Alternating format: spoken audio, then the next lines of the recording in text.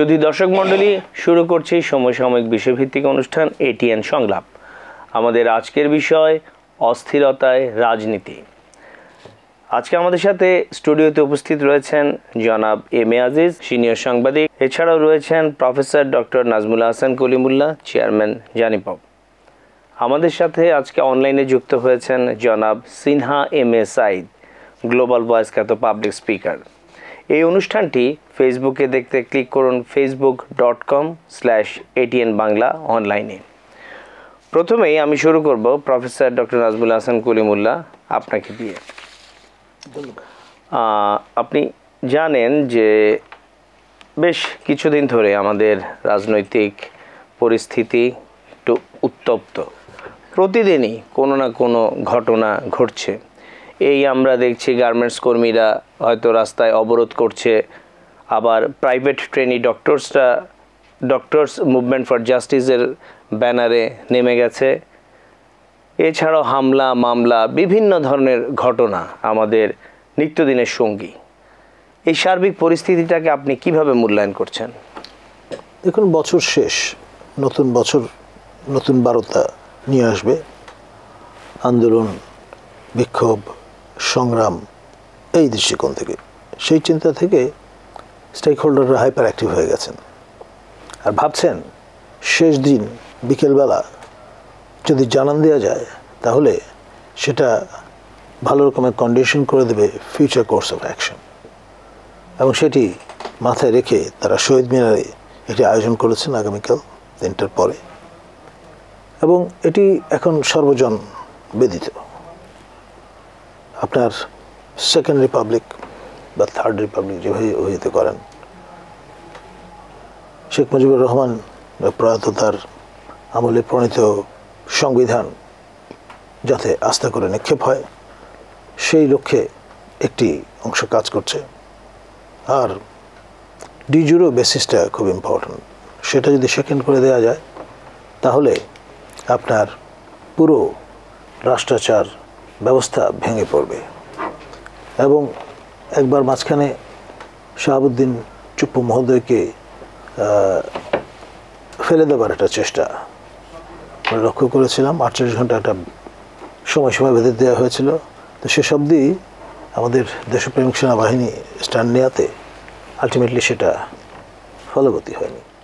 এখন বছর শেষ হয়ে যাচ্ছে, এই বিষয়টাকে সামনে রেখে তারা পুনরায় সংগঠিত এবং নতুন বছর সেটাকে ওয়েলকাম করার চিন্তা থেকে এবং যেই লক্ষ্যে তারা এই বিপ্লব সংগঠিত করেছিলেন সেই চিন্তাটা অনেকটা বেটার লেট দেন নেভার, সেই চিন্তা থেকে তারা সংগঠিত হওয়ার চেষ্টা করছেন এবং সর্বরকম প্রস্তুতি সম্পন্ন। ধন্যবাদ। ধন্যবাদ আপনাকে জনাব এম এ আজিজ। আমরা একই সাথে একটা ঘটনা পরিলক্ষিত করলাম ঢাকা বিশ্ববিদ্যালয়কে কেন্দ্র করে। আমরা জানি যে কোনো গণঅভ্যুত্থান বা বিপ্লবের যে স্মৃতিচিহ্নগুলো রয়েছে এগুলো খুব ভালোভাবে সংরক্ষণ করা হয়। আমাদের এই গণঅভ্যুত্থান সারা বিশ্বে একটা বিশেষ অবস্থান নিয়েছে নানাবিধ কারণে। কিন্তু ঢাকা বিশ্ববিদ্যালয় যেটা আন্দোলনের সূতিকাগার ছিল, সেই জায়গায় আমরা ভিন্ন ধরনের একটা পরিস্থিতি লক্ষ্য করলাম। যে গ্রাফিতি ছিল বা যে স্মৃতিচিহ্ন ছিল সেটা মুছে ফেলা হয়েছে। একই সাথে সেখানে উল্লেখ করা হয়েছে যে কোনো একটা সংস্থা থেকে কল পেয়ে এই ধরনের কাজটা করা হয়েছে। বিষয়টা খুবই ঘোলাটে। গণ অভ্যুত্থানে যারা নেতৃত্ব দিয়েছে, পরবর্তীতে তাদের সমর্থন নিয়ে একটা সরকার দেশে কাজ করছে, আবার সাথে এই ধরনের ঘটনাগুলোও ঘটছে। আপনি বিষয়টাকে কিভাবে দেখছেন? ধন্যবাদ আপনাকে। আপনি আগেই বলেছেন অস্থিরতায় রাজনীতি, অর্থাৎ অস্থির বলেই এই ঘটনাগুলি ঘটছে। প্রত্যেক জায়গায় এখনও দেয়ালে ওয়ালে যেসব গ্রাফিতি আছে সেগুলো কিন্তু সংরক্ষিত আছে, মুছে ফেলা হয়নি। এমনকি এই গ্রাফিতি আপনার ফটো করে বিদেশে জাতিসংঘ পর্যন্ত দিয়ে এসছে ডক্টর ইউনূস, মোহাম্মদ ইউনূস। ঢাকা ইউনিভার্সিটিটায় এই ঘটনাটা ঘটলো। আপনি খেয়াল করে দেখেন যে এখন কিন্তু ছাত্ররা প্রধানত পাবলিক বিশ্ববিদ্যালয় কেন্দ্রিক, যারা আন্দোলন সংগ্রাম বা দেশ চালাচ্ছে আমি দাবি করব। এখন প্রাইভেট ইউনিভার্সিটির ছাত্ররা তারা পড়াশোনার টেবিলে ফিরে গেছে। পাবলিক বিশ্ববিদ্যালয়ের ছাত্ররা, বিশেষ করে ঢাকা ইউনিভার্সিটির যারা আপনার এই গণ অভ্যুত্থানের নেতৃত্ব দিয়েছে, তারা এখনও পুরোপুরি ক্লাসে ফিরছে বলে মনে হয় নাই। হ্যাঁ, এখন তো মনে হচ্ছে আপনারা টিচার, বেঞ্চ খালি, ক্লাসরুম খালি। এখন 60 বছরের পুরনো আমরা যারা আছি, আমাদেরকে ক্লাসে নেওয়া উচিত, তাদেরকে সরকার চালাতে দেওয়া উচিত। তারা প্রাইভেট হেলিকপ্টার নিয়ে ঘুরুক সারা দেশে, সরকার চালাক। হ্যাঁ, আর আমরা যা আছি তাই থাকি। আর 71 সালের এই আগামীকালকেই আপনার যে প্রক্লেমেশন হবে, সেখানে 72 সালের সংবিধানের কবর রচনা হবে। 72 সালের সংবিধান এটা মুক্তিযুদ্ধ করে হয়েছে। এখনও তখন 7.5 কোটি লোক ছিল, ওটাকে মুক্তিযুদ্ধ বলা হয় না, যৌনযুদ্ধ। ওখানে সাধারণ লোকের ছেলেমেয়েরা, ছাত্ররা সেই যুদ্ধে অংশগ্রহণ করেছিল। তা আপনি সেই সংবিধান সংস্কার তো শতবার করছে, বড় বড় সংস্কার, আরও সংস্কার করেন। অনেক দেশে আপনার পতাকা বদলে গেছে, জাতিসংঘ বদলে গেছে সময়ের দাবিতে, বদলান, সমস্যা নেই। কিন্তু মুজিববাদী সংবিধান, এটাকে আপনি বাতিল করে দিবেন, এটাকে আপনার কবরে পাঠিয়ে দিবেন, এইসব ভাষা কিন্তু ভালো না। আপনি খেয়াল করে দেখেন, জাসদ 9 মাসের ট্রেনিং, অস্ত্রযুদ্ধ ট্রেনিং, মুক্তিযুদ্ধে ছিল তারা, সবই মুক্তিযুদ্ধ। যুবক শ্রেণীর একটা জনগোষ্ঠী নিয়ে জাসদ তৈরি হয়েছিল। হঠকারিতার কারণে সেই জাসদ কিন্তু এখন বিলুপ্ত, জাসদ নাই। এরা শুরুতে যা শুরু করছে, যেসব কথাবার্তা বলে, তাতে জাসদও কিন্তু এরকম বলে নাই। কিন্তু তারা অ্যাক্টিভিটিস করার সময়, রাজনৈতিক অ্যাক্টিভিটি চালানোর সময় যে প্রতিরোধ আসছে, প্রতিরোধ মোকাবেলা করতে গিয়ে হঠকারিতার আশ্রয় নিয়েছে। তো এই জন্য আমি বলবো, আমার কাছে কেন যেন মনে হয় যে এই দেশটাতে কি আমরা অসহায় হয়ে যাচ্ছি আবার। যারা বিশেষ করে আমি বলবো 60 বছরের উপরে বয়স, আমিও তো মুক্তিযুদ্ধ ছিলাম। যখন বলা হয় 72-এর অমুকটা কবর দেওয়া হবে, অমুকটা গোরস্থানে পাঠা হবে, বিজয় দিবস মানি না, স্বাধীনতা মানি না, এইসব ভাষা উচ্চারণ করে, তখন কিন্তু আমি কম্পেয়ার করতে বাধ্য হই যে ছাত্র জনতায় ছাত্ররা বুক পেতে দিয়েছে। আমরা অবশ্যই তাদের এটাকে স্মরণ করি, এটা গ্রেট স্যাক্রিফাইস। কিন্তু মুক্তিযুদ্ধ যারা দেখে নাই, মুক্তিযুদ্ধের বিভৎসতা, মুক্তিযুদ্ধের একমাত্র জামাত এবং ছোট 2টি রাজনৈতিক দল, মুসলিম লীগ, খয়রুদ্দিন আর একটা কি যেন, এছাড়া এদেশের বৃদ্ধ জনতা, ছাত্র সব এদেশে মুক্তিযুদ্ধে ঝাঁপায় পড়ছে। হ্যাঁ, এবং যারা মুক্তিযুদ্ধে গেছে কেউ ভাবে নাই যে তারা জীবনে বেঁচে ফিরবে, জীবনেও কল্পনা করে নাই। আর একটু একটা জায়গায় আমি আসছি যে বাংলাদেশের বর্তমান পরিস্থিতিতে মনে হচ্ছে যে আমাদের সংবিধান, আমাদের আইন কানুন, এগুলি ছিল মূল সমস্যা, এবং আমরা যথার্থ সংবিধান রচনা করতে ব্যর্থ হয়েছিলাম। আমরা আইন কানুনগুলো সঠিকভাবে সাজাতে পারিনি। আইনের শাসনটা ইররিলেভেন্ট, মানে আইনেই সব সমস্যা, নিয়মেই সব সমস্যা। দ্বিতীয়ত আরেকটা বিষয় হচ্ছে যে এত গুরুত্বপূর্ণ একটা জায়গা আপনি সঠিকভাবে উল্লেখ করেছেন যে একটা ঘোষণাপত্র এবং সেটার সাথে 72-এর সংবিধানকে অনেকটা বাদ দিয়ে দেওয়ার চেষ্টা বা বাতিল করা হবে। সেখানে রাজনৈতিক দলগুলোর সাথে কোনো আলাপ আলোচনার বিষয় নেই, যারা এখনো বিভিন্ন পরিসংখ্যান বলছে যে তাদের কি ধরনের বা কি পরিমাণ জনসমর্থন রয়েছে। তা এই জনসমর্থনবিহীন এই যে কাজগুলো একের পর এক যদি করে যাওয়া হয়, তাহলে এগুলি স্থায়িত্ব বা জনমনে প্রভাবটা কি পড়ছে? দেখেন, হোসেন মোহাম্মদ এরশাদের সময় আপনার এরকম সংস্কার প্রস্তাব ছিল। আপনারা জানেন যে হাইকোর্ট আপনার ডিভিশনে বেঞ্চ বসানোর কথা ছিল, সেটা সুপ্রিম কোর্ট, এটা সংবিধানের লিখিত আইন, সংবিধানের রায় দিতে পারে না, এটা তো কেউ কারেকশন করে নাই, বেঞ্চ রয়ে গেছে ঢাকায়। ঢাকার বাইরে নিতে পারে নাই। 3 জোটের রূপরেখা হোসেন মোহাম্মদ এরশাদের পতনের আগে তখন যারা আন্দোলন করেছে সবাই মিলে স্বাক্ষর করে পাবলিক কমিটমেন্ট দিছে, তারপরেও কোনো ওটা কিন্তু কার্যকরী হয় নাই।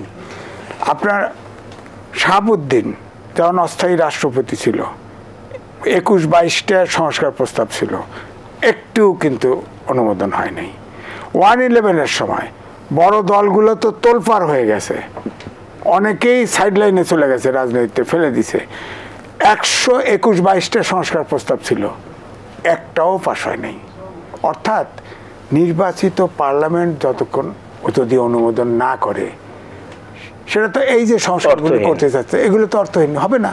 এটা কি কোনোভাবে সময় ক্ষেপণ না? আমি বলছি যে ছাত্ররা আলটিমেটলি রাজনীতি করবে, আমি যেটা আগে বললাম, ওনারা রাজনীতি করবে, আমরা ক্লাস করব। আপনারা তো মাসেই করতে পারতেছেন না, রাইট? হ্যাঁ, ছাত্র পাচ্ছেন না তো আমাদেরকে ভর্তি করেন, বিনা পয়সায় ভর্তি করেন, আমরা পয়সা দেবো, বেতন দেবো, কুত্তা আমাদের নিয়ে ক্লাস করেন, ওরা ক্লাস করবে না। এই যে স্কুল থেকে শুরু করে আপনার মাস্টার্স পর্যন্ত এই ছাত্ররা যে রাষ্ট্র নিয়ে ব্যস্ত, এই জেনারেশন যে গ্যাপ হয়ে যাচ্ছে, এটা পূরণ করবেন কি দিয়ে? রাইট। তা তো লেখাপড়া করছে না, লেখাপড়ায় মন নাই। চতুর্থ শিল্প বিপ্লবের যুগে, অটোমেশনের যুগ, যেখানে মানুষ রিপ্লেস হয়ে যাচ্ছে আপনার মেশিনে, রোবট, ডেটা সায়েন্স, আইআইটি ইত্যাদি ইত্যাদি, এবং বিভিন্ন পরিসংখ্যান বলছে যে আমরা একেবারেই প্রস্তুত না চতুর্থ শিল্প বিপ্লব। একদমই না। আমি নিজে লিখেছি, আমাদের দেশে আগামী 15 বছর পরে বিদেশে প্রবাসী যাবে না। আমাদের দেশের এই শিক্ষা সব ব্যাগাবনের মতো রাস্তায় ঘুরে বেড়াবে, কোনো কাজ পাবে না। আমাদের দেশে 2টা গার্মেন্টস রোবট চালায়, ফার্নিচার রোবট চালায়। তো সুতরাং আমাদের দেশেও তো হয়ে গেছে, গার্মেন্টস ইন্ডাস্ট্রিগুলো সব অটোমেশন হয়ে গেছে আধা। এখন তো সুতা কাটতে হয় না কেসি দিয়ে, মেশিনই কেটে দেয়। অর্থাৎ সেমি অটো হয়েই গেছে, অটোমেটিক হয়ে গেছে, যন্ত্রপাতি আসতেছে। তো এই জন্যে সেদিকে কিন্তু লক্ষ্য নাই। এখন ছাত্ররা দেশ চালায়, ছাত্ররা বলতেছে, প্রোগ্রাম দিচ্ছে, তো তারা সংগঠন করবে রাষ্ট্র চালানোর জন্য। এই জন্য সময় দরকার, এবং সময় দরকার, এবং বাজারে গুজব আসছে। ইকোনমিস্ট, ব্রিটিশ ইকোনমিস্ট কে ডক্টর ইউনুস ইন্টারভিউ দিয়েছে, তাকে প্রশ্ন করা হয়েছে আমেরিকা এবং ভারত, তারা বলছে যে এই দেশে ইসলামিক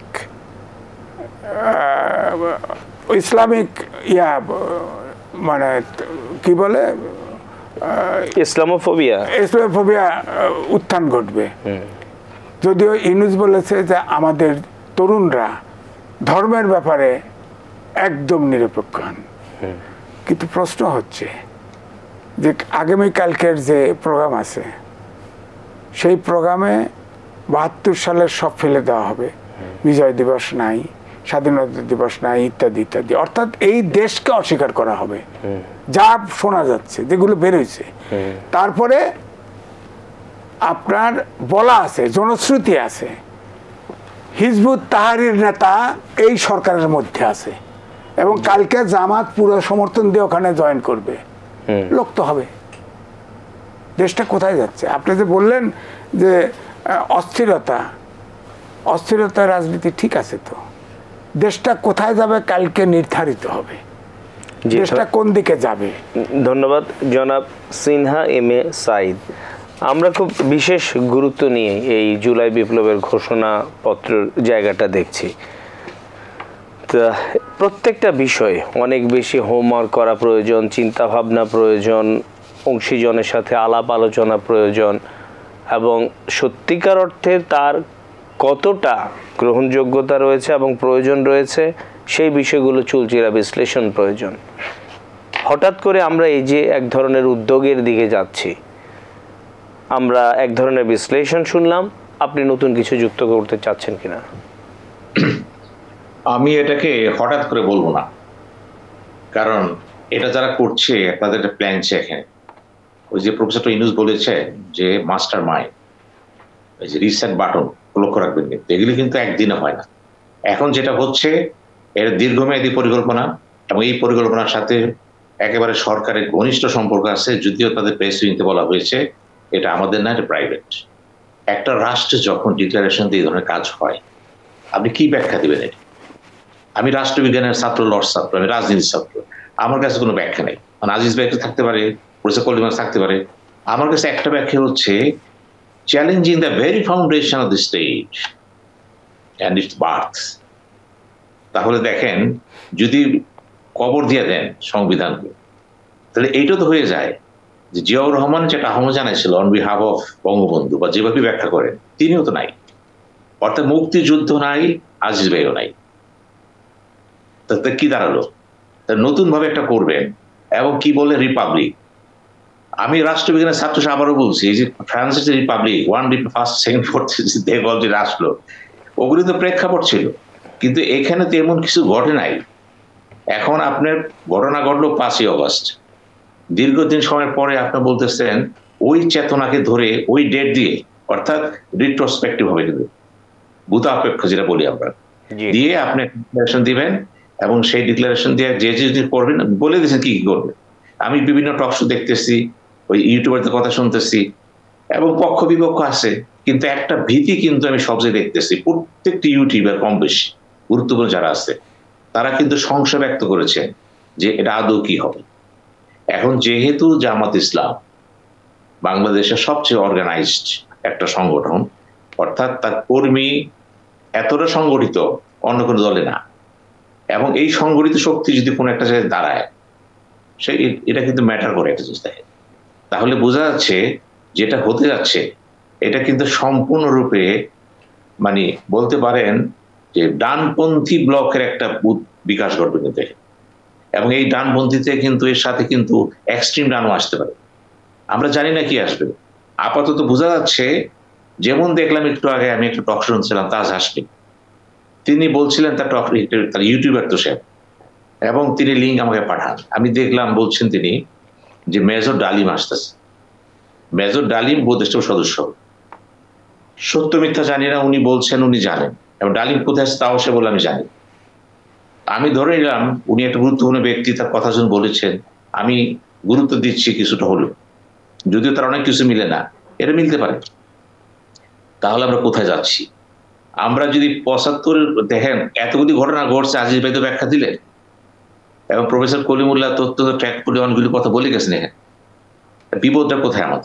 আমাদের বিপদ হচ্ছে আমরা জানি না আমরা কোথা থেকে শুরু করব, এবং এই যে সমস্যাটা দাঁড়াইছে এই ছাত্রদেরকে নিয়ে দাঁড়াইছে, আমি দেখলাম এখানে কথা বলছেন 3 জন উপদেষ্টা আছেন, তারাও কথা বলতেছে। তাহলে সরকার থেকে বিচ্ছিন্ন কিভাবে হলো? প্রেস উইং কি বলবে না? আমার কাছে কেন জানি মনে হচ্ছে সমস্ত ঘটনাগুলো পিছনে একটা বিরাট শক্তি কাজ করতেছে, এবং সবকিছুই প্রফেসর ইউনূসের নলেজ আছে, তার নলেজে বাইরে কিছু নাই। এবং আমরা যারা মাঝে মাঝে চেষ্টা করি তাকে দূরে সরে রাখতে, তিনি বোঝেন না, জানেন না, আমরা বোকা, দলগুলির বোকা। উনি সব জানেন, সব বোঝেন, এবং এখানে একটা মিশন আছে, এবং সেই মিশনটা কোন দিকে যেতে পারে, যাবে আমরা জানি না। যদি কালকের ঘটনার পরে রাষ্ট্র রিয়াকশনটা যদি হয় ইতিবাচক, আপনি ধরে নেবেন রাষ্ট্রের সাথে আসছে, আবার নতুন দল সৃষ্টি হচ্ছে, একাধিক দল হতে পারে, তারা জোট করতে পারে। উদ্দেশ্য এটি হয় যে কালকে ডিক্লারেশনের পরের থেকে নির্বাচনটা পিছিয়ে যাবে, কারণ নতুন দল সৃষ্টি হবে। ইলেকশন কমিশনে বলা হচ্ছে বয়স হবে 17 বছর নির্বাচনে, এবং 17 বছর বয়সে ভোটার। দরকারটা কি? আপনি বলে দেন যে বাচ্চার জন্ম হয়েছে তাকে পাসপোর্ট দিয়ে ভোটার দেবেন, আইডি কার্ড দিয়ে দেন, আপনার অসুবিধা নাই তো। আজিজ ভাই তো বলেছে 60-এর পরে যারা ইউনিভার্সিটি যাবে, আমি একটা আগায় দিলাম, যাদের জন্ম হয়েছে যে ওই দিন হবে, ওই জন্ম হওয়ার সাথে সাথে পাসপোর্ট দিয়ে দিবেন, দিয়ে তাকে বলবেন ভোট দিতে যাও। অর্থাৎ জাতিটা এত উন্নত হয়ে গেছে, আমরা বুঝতে পারতাম আমাদের লেখাপড়া শিক্ষা দীক্ষা সব জিরো হয়ে গেল।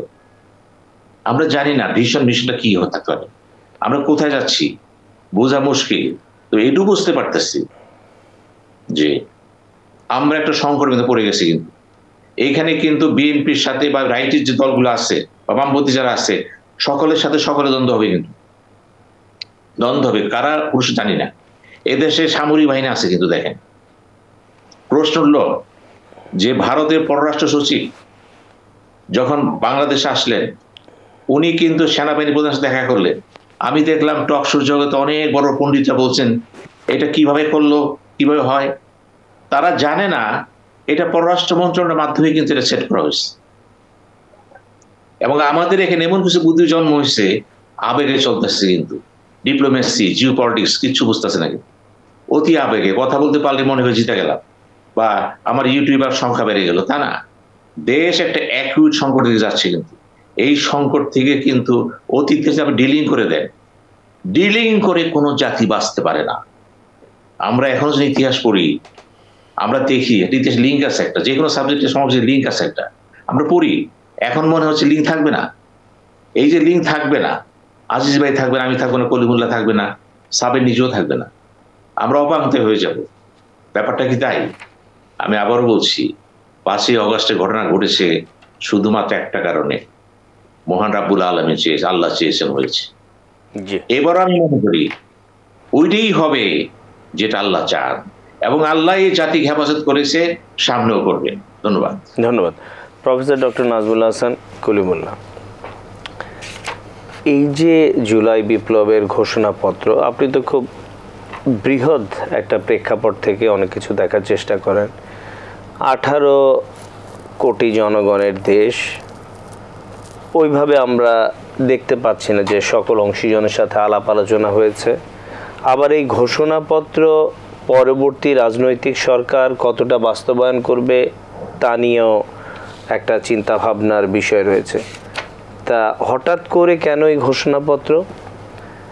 দ্বিতীয়ত হচ্ছে যে নির্বাচনের সাথে এটার কোনো সম্পৃক্ততা রয়েছে কিনা, কারণ আমরা এখনও দেখছি যে নির্বাচন কমিশন যেভাবে সম্পৃক্ততার সাথে কাজ শুরু করার কথা, ওইভাবে এখনো দৃশ্যমান উদ্যোগগুলো নেই। সার্বিকভাবে আপনার কি মনে হচ্ছে? ধন্যবাদ। দেখুন, নির্বাচন কমিশন যেটি নতুন করে গঠিত হয়েছে, তারা তাদের মতো করে ঘোর গোছানোর চেষ্টা করছেন এবং অ্যাকর্ডিংলি দৌড়ঝাঁপ চলছে। এবং এখানে আরেকটা বিষয়, সেটি হচ্ছে নির্বাচন সংস্কার বিষয়ক একটা কমিশন গঠিত হয়েছে। ডক্টর বদিউল আলম মজুমদার এটার পৌরোহিত্য করছেন। তিনি তার মতো করে চষে বেড়াচ্ছেন তার টিম নিয়ে সারা দেশ। এখানে মূলত দুটি লোক তার রাইট হ্যান্ড লেফটেন্যান্ট হিসেবে কাজ করছেন, ডক্টর আব্দুল আলিম এবং আপনার এখানে আমরা দেখতে পাচ্ছি যে তিনি যেটি বারবার বলার চেষ্টা করছেন, সেটা হচ্ছে যেই ফিডব্যাকগুলো তিনি পাচ্ছেন স্টেক হোল্ডারদের কাছ থেকে, সেগুলো ইনকর্পোরেট করবেন। এবং তার যে প্রক্ষেপণ, সেটা তিনি বলেছেন যে 31 ডিসেম্বরে তিনি তার এই প্রয়াস জ্যোতি টানবেন। এখন 31শে ডিসেম্বর তো knocking at the door.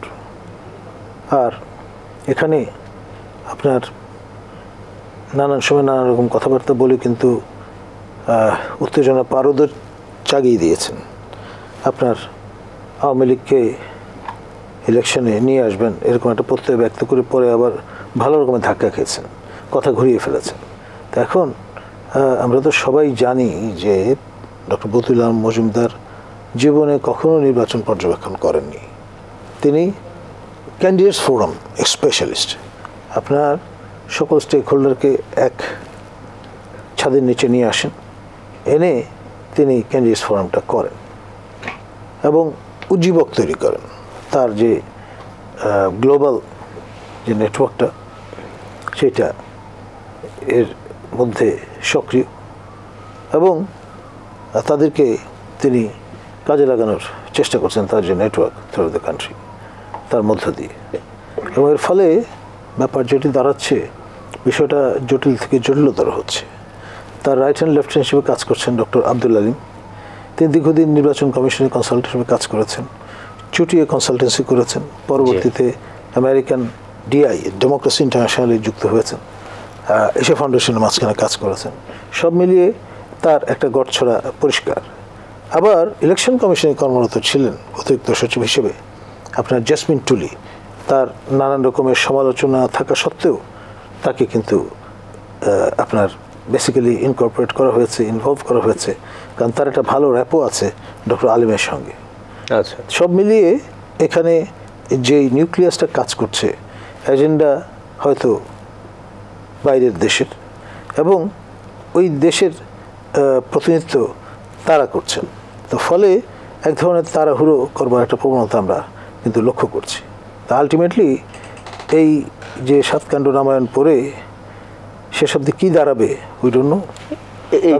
Concept যে নোশনগুলো সেগুলো তারা এখন যদি কার্যকর করবার চেষ্টা করেন, যেটা আগে তারা করে তারা ইন এ ওয়ে ফেল করেছেন। এখন নতুন করে এই বক্স অফ প্যান্ডোরা খুলে নতুন নতুন বিতর্কে যদি জন্ম দেন, শেষ পর্যন্ত আমরা কিন্তু এর মধ্যেই ঘুরপাক খেতে থাকবো। ভোটার তালিকা কেন্দ্রিক যে উদ্যোগগুলো, যেগুলো আসলে সংস্কারের সাথে তেমন একটা সম্পৃক্ততা নেই, সেখানে ভোটার তালিকা সংশোধনের বিষয় রয়েছে, ভোটার তালিকার যেই ভুলভ্রান্তিগুলো আছে এগুলো সঠিক করার বিষয় রয়েছে, তো সেগুলোর বিষয়ে তো আমরা তেমন কোনো উদ্যোগ দেখছি না।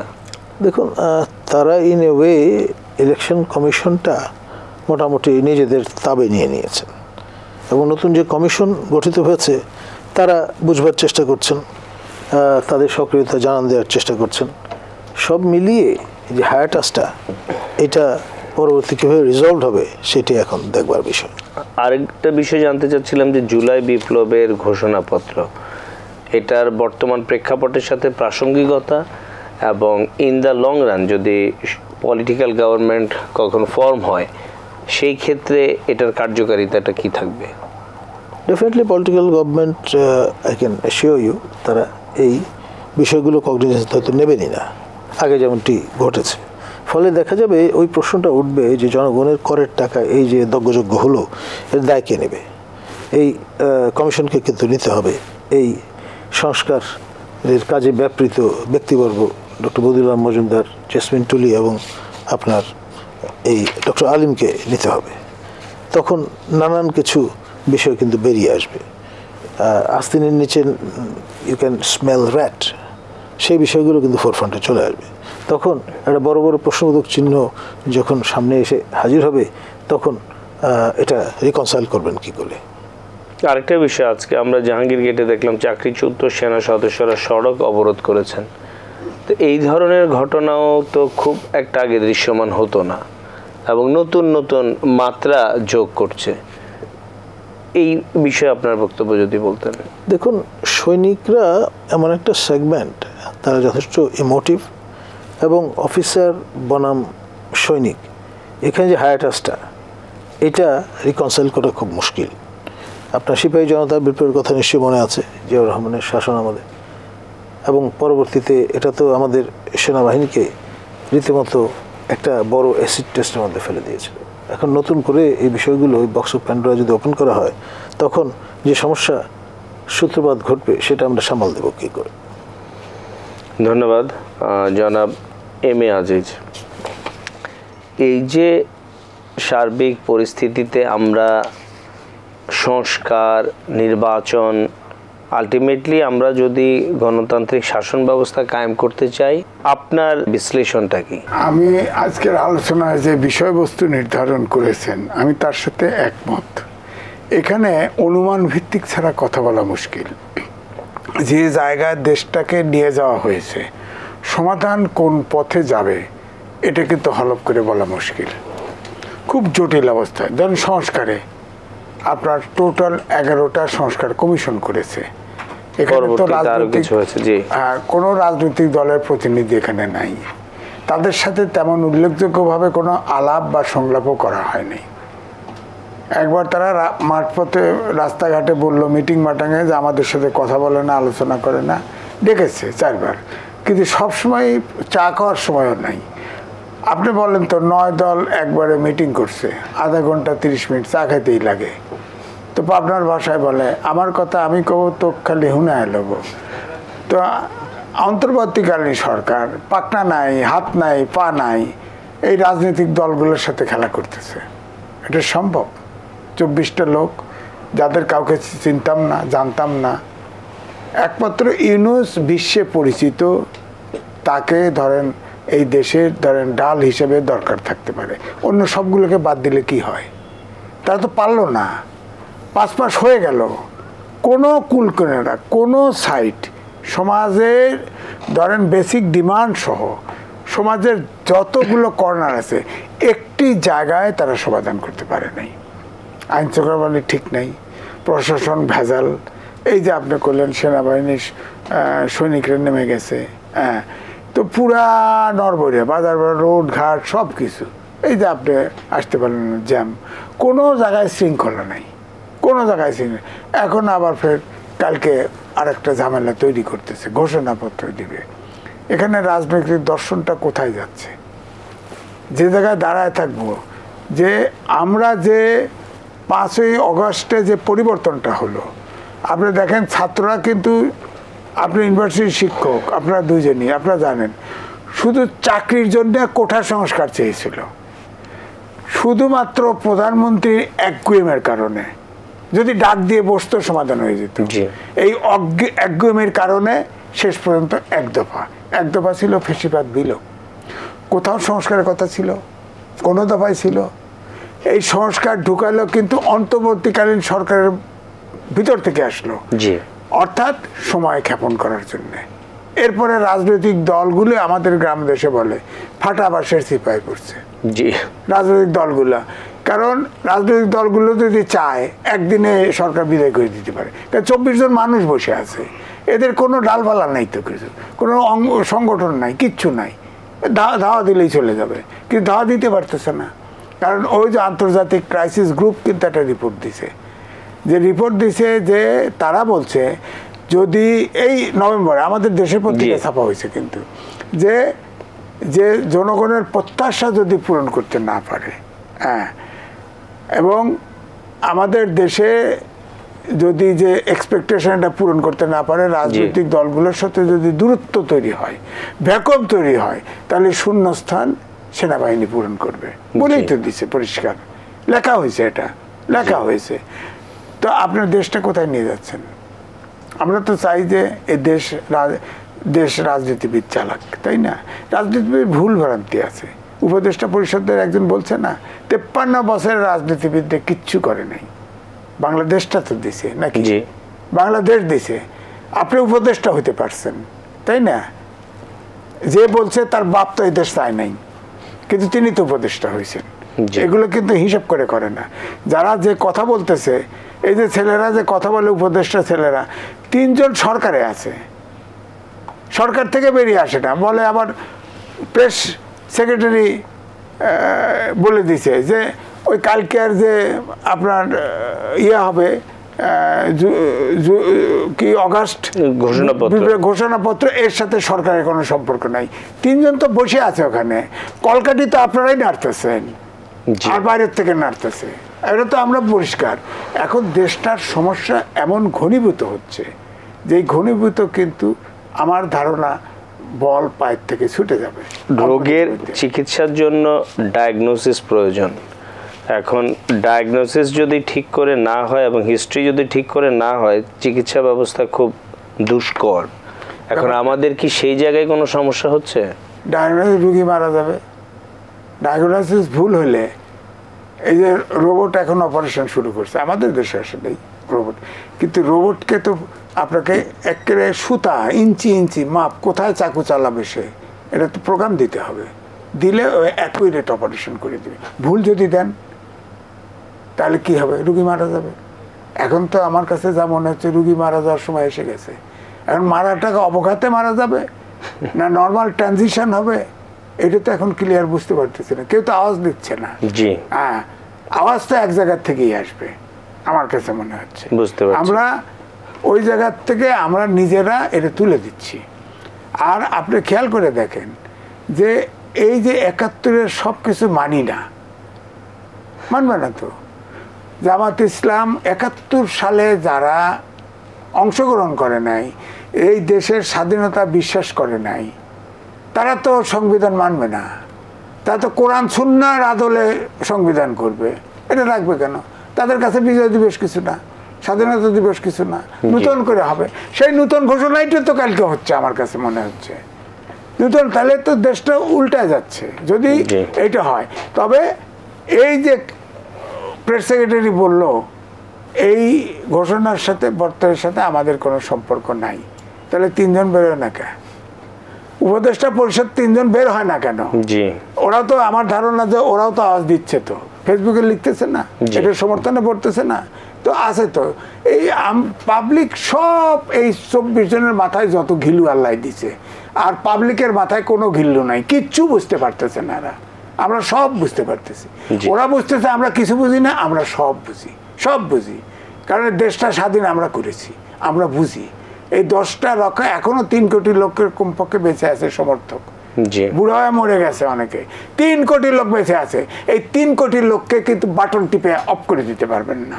জি জনাব সিনহা এম এ সাঈদ, আমরা কি ভুল ডায়াগনোসিসে ভুল চিকিৎসা দিচ্ছি কিনা, আপনার কি মনে হয়? একটা ভালো কথা বলেছেন, রাষ্ট্রবিজ্ঞানের নতুন কিছু ধারণা আসতেছে, কনসেপ্ট শব্দ, সেটা হচ্ছে পলিটিক্যাল ডিজিজ। পলিটিক্যাল সাইকোলজি ছিল আগেও, সাইকোপ্যাথ। এখন বাংলাদেশের রাজনীতিতে পলিটিক্যাল ডিজিজেস অনেক রোগ সৃষ্টি হয়েছে, এবং এক একটা দল, এক একটা ব্যক্তি, এক একটা গোষ্ঠী বিভিন্ন রোগে ভুগতেছে। এখন রোগটা কিন্তু ক্যান্সার রূপান্তরিত হচ্ছে। অতএব এইরকম একটা পরিস্থিতিতে নেতা সৃষ্টি হয় না, কিন্তু নেতার দরজা কিন্তু বন্ধ করে দিয়েছে সব দল। কোনো দলে কিন্তু নেতৃত্ব সৃষ্টি কোনো প্রোগ্রাম নাই, কাঠামো নাই। যে যত কথাই বলুক, প্রত্যেক দল হচ্ছে সেই ব্যক্তি কেন্দ্রিক। নেতা, প্রধান ব্যক্তি যিনি থাকেন তাকে রোটেট করে সূর্যের মতো। এই যে গ্রহ সৃষ্টি সূর্যের মতো, এখানে আপনি এমন কিছু আশা করবেন না, কারণ এই একটা অসুস্থ, কারণ অসুস্থ পরিবেশে এবং বলতে পারেন একটা ভয়ঙ্কর অবস্থানে, কলুষিত অবস্থানে এত রোগ সৃষ্টি হয়েছে। এই রোগের নিশানা নাই কিন্তু। এই জন্য দেখেন, এবার বিখ্যাত আমাদের এক পণ্ডিত শেখ সাদি, উনি একটা বয়ান করেছিলেন যে ওয়াকেতে জরুর আদ চৌ নামানাদ গরিজ ওয়াস্তে জামানাত গরিজ দাস্তে বেগিরা সারে শিম শিরে দেশ।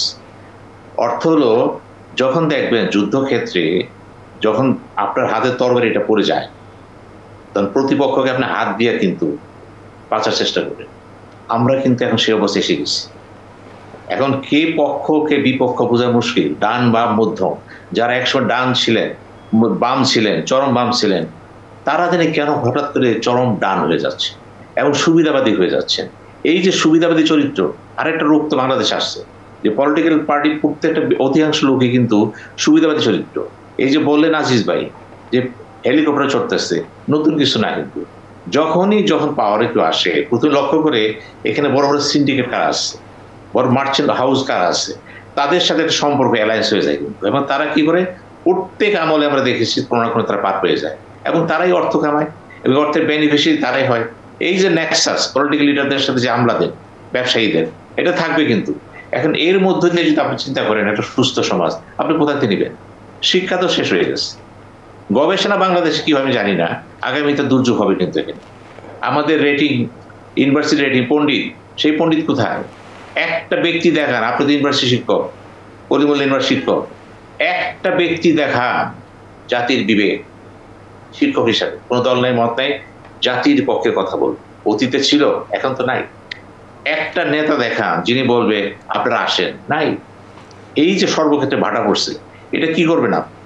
এই যে একটা ঘটনা ঘটতে যাচ্ছে আগামীকাল, ঘটবে, আপনি দেখেছেন একটি ব্যক্তি দলমত নির্বিশেষে ঊর্ধ্বে উঠে কি বলেছে কোনো কথা? বলেনি। আমি দেখলাম স্বাধীন মালিক একটা কথা বলেছে, আইনের ব্যাখ্যা দিয়েছেন কয়েকজন পণ্ডিত, তারা বলেছেন, উনি বলেছেন অসুবিধা কি, তারা করতেছে করুক, এটাও একটা চিন্তা ভাবনা, প্লেরা। এই কথা তিনি বলেননি, আবার তিনি কিন্তু কথা ঘুরিয়ে বলবেন একসময় রাষ্ট্রে কি কি হচ্ছে। এই যে ঘুরিয়ে বলতেছেন, এমন হলো কেন? আমি তো বারবার বলছি আজিজ ভাই, কলিমুল্লাহ, লক্ষ্য রাখতে হবে। এতটা অসুস্থ দেশ চলবে কেন? অসুস্থ সমাজ, অসুস্থ পরিবেশ, অসুস্থ রোগী। আমি দেখতে সমস্ত রোগী, আমার কাছে পুরো দেশটা হাসপাতাল হয়ে গেছে, পলিটিক্যাল হসপিটাল, এভরি হসপিটালাইজ হয়ে গেছে। তারা সব কথা কে বলবে?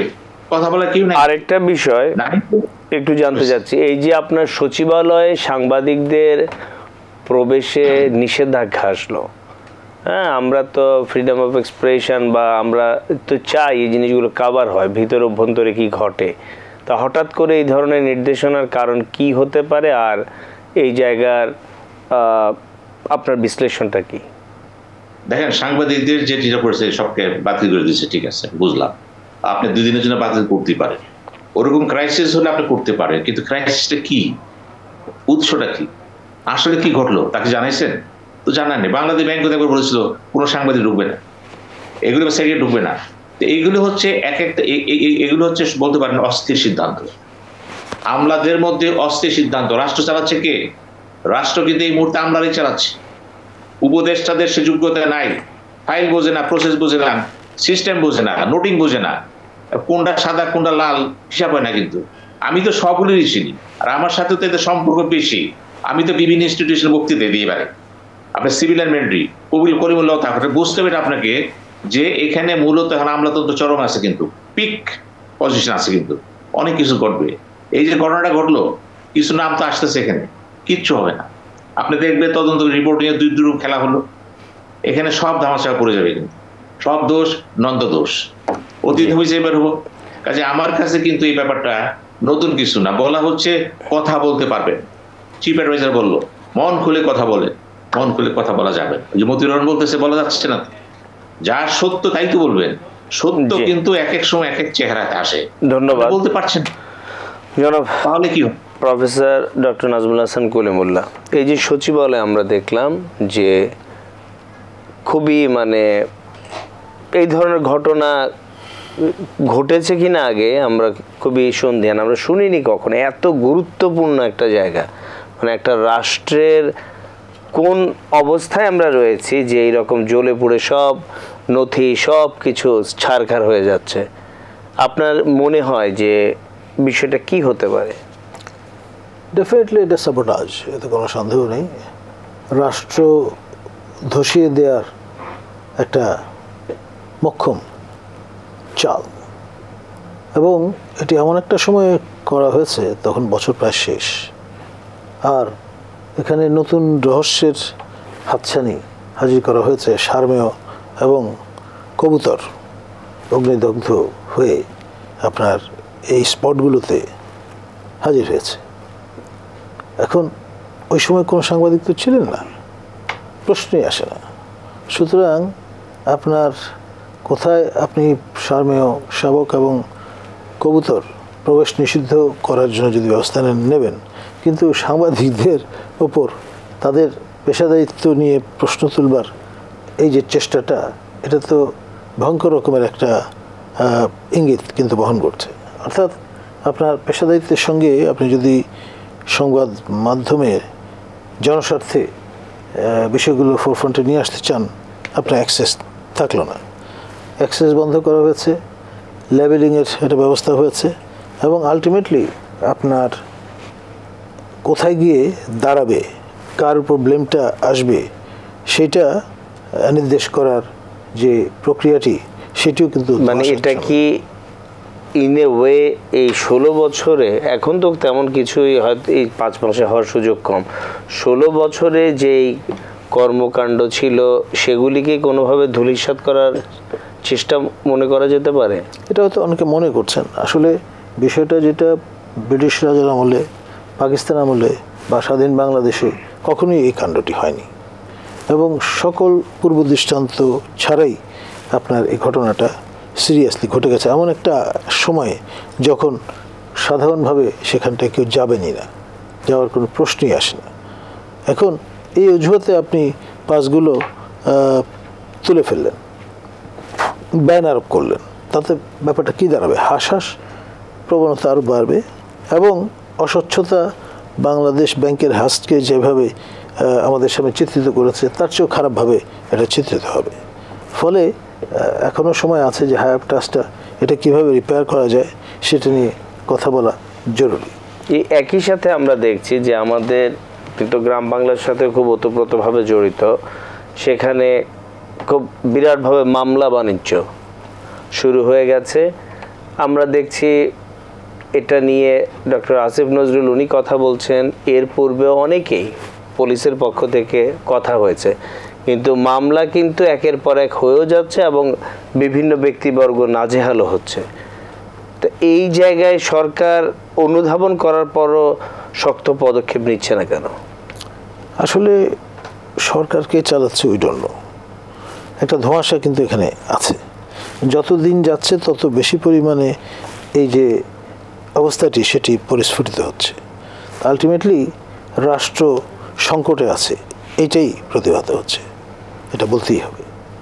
জি, জনাব এম এ আজিজ, আপনি যদি প্রথমে সচিবালয়ের যেই দুর্ঘটনা ঘটলো সেই সম্বন্ধে কিছু বলেন, সাংবাদিকদের প্রবেশাধিকার নিয়ে যে বিষয়গুলো রয়েছে সেটা সম্বন্ধে কিছু বলেন। প্রথমে আমি আমারটাই বলি, অ্যাক্রিডিটেশন কার্ড সব বাতিল করেছে। আমার মনে হয় পৃথিবীতে এটা হয়েছে কিনা আমি জানি না, সব অ্যাক্রিডিটেশন কার্ড বাতিল এবং উইদাউট নোটিশ। এর আগে without reason as well, without reason. এর আগে আগের দিন প্রেস সেক্রেটারি বলেছিলেন, যদিও দায় নিচ্ছে না এখন, প্রেস সেক্রেটারি বলেছেন আপনার অ্যাক্রিডিটেশন কার্ড পুনরায় এটা দেখভাল করা হবে আর কি, অনুসন্ধান করা হবে।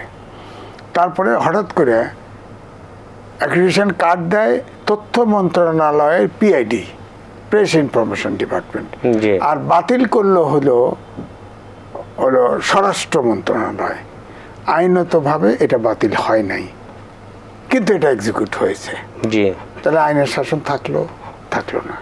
দুই হলো, ধরেন আমার 15 বছর আমার অ্যাক্রিডিটেশন কার্ড বাতিল ছিল, আমার তাতে অভিযোগ নেই। এরকম বাছাই করেও কিছু লোকের অ্যাক্রিডিটেশন বাতিল ছিল।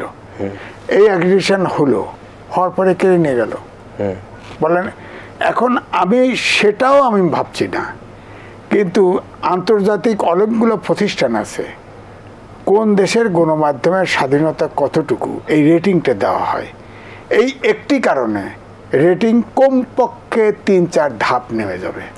তাহলে আমাদের ফ্রিডম হাউসেরও বিভিন্ন আমাদের যে গণতান্ত্রিক দেশের যে আমরা যে গণতন্ত্রের ট্রানজিশন করতে চাই, গণঅভ্যুত্থান হলো, সেটা কি পৃথিবীর কাছে কি এটা কি পজিটিভ? মানে আমরা সবাই সরকার একটা পক্ষ আর আমরা প্রত্যেকেই একটা বিরোধী পক্ষ হয়ে যাচ্ছি। আমার কি জানেন, ওইখানে প্রত্যেকটা বিট বলা হয়, শিক্ষা বিট, প্রত্যেকটা অফিস থেকে এই অফিসে, আপনাদের অফিসেও দেখেন, ধরেন ওই সচিবালয়ে পার্টিকুলার একজন সাংবাদিককে দায়িত্ব কাজ করেন, সচিবালয় বিট। আপনি যদি অ্যাক্রিডিটেশন কার্ড বা স্থগিত করতে চান, তা না করে আপনি এই বিটের সাংবাদিকদের ডেকে আপনি একটা ব্রিফিং এর ব্যবস্থা অন্তত করতেন, তাহলে তো আন্তর্জাতিক প্রতিষ্ঠানগুলো এই রিপোর্টটা করতে পারতো না, যে ব্রিফিং প্রপার অনেস্ট ব্রিফিংটা পাচ্ছে। আপনার কারণ হচ্ছে যে আপনি বলেন 6 তলায় কুকুর ফুঁড়ে মারা গেছে, 6 তলার থেকে শুরু করে 9 তলা পর্যন্ত পাউডার পাওয়া গেছে, এটা কেউ ছিটায় না দিলে 6 তলা থেকে 9 তলা পর্যন্ত এক জায়গায় থাকতে পারে। আবার শর্ট সার্কিট করবেন বিল্ডিং এর এই প্রান্তে আর ওই প্রান্তে, শর্ট সার্কিট এটা হয় একসাথে আগুন হয় বলেন। আবার কবুতরও পড়ছে, আচ্ছা কবুতর নেই, বিল্ডিং আছে, পুরনো বিল্ডিং উঠলো, মানলাম, আটকা পড়ে মরে গেল। ওই দিন ছুটির দিন, ওই দিন সেক্রেটারির সিকিউরিটি ছাড়া কেউ নাই, কোনো ব্যক্তি নাই, তাহলে আগুনটা লাগলো কে? আপনি সিকিউরিটির কাউকে জিজ্ঞাসাবাদ, মানে সচিবালয়ের ভেতরে তাহলে ওই ধরনের ব্যবস্থাও নেই যে তৎক্ষণাৎ সচিবালয়ের বিরুদ্ধে খুব স্ট্রং, কারণ এটা রাষ্ট্রের সকল কিছু সেখানে সংরক্ষিত, তো সেখানে নিশ্চয়ই তো পাওয়ার সার্ভিসের একটা স্ট্রং ইউনিট। কিন্তু আমি শুনছি যে পাওয়ার সার্ভিসের ছোট্ট একটা ইউনিট আছে, ছোটখাটো কিছু করে, কিন্তু পাশেই তো আছে আব্দুল গনি রোডে, তারা তো আসছে। কিন্তু ওখানে এমন হয়েছে যে গেট, যে আধুনিক গেট করছে, আপনার ফায়ার ফাইটারের যে ট্রাক, এই আপনার যে ট্রাকে ঢুকতে পারে চাপা ঢুকতে পারে নাই, বাইরে তার ভিতরে ঢুকতে পারে না। এটা হলো আধুনিক। আমাদের ইঞ্জিনিয়াররা যেমন গাজীপুর থেকে এমআরটি লাইন করছে, এখন দেখে যে ডান দিকে নামতে হয়, বাসের তো ডান দিকে ফুটো নাই, দরজা নাই, আবার আমাদের ইঞ্জিনিয়ার তো খালি চুরি ছাড়া নিরাপদে চুরি করে, এই একটা প্রফেশন, কিন্তু ধরা পড়ে না।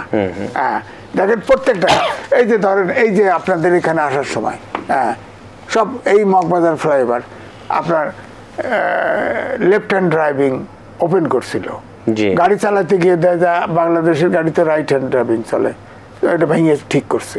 তো এই হলো ব্যবস্থা। হ্যাঁ, ট্যাক্স দেয়, তা জবাবদিহি করতে হয় নাই, এটার মুশকিল। তো আমি বলছি যে এইটা কিন্তু ধোঁয়াশা।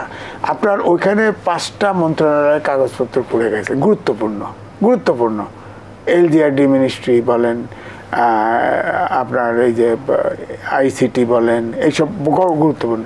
এই কাগজে এখানে দুর্নীতির অনেক বিষয় থাকতে পারে, অবশ্যই। এগুলো কি কেউ এখানে ইনভলভ না থাকলে এটা ঘটবে? জি ঘটবে না। এখন ওই পাউডার এত দূর থেকে এত দূর গেল কেন?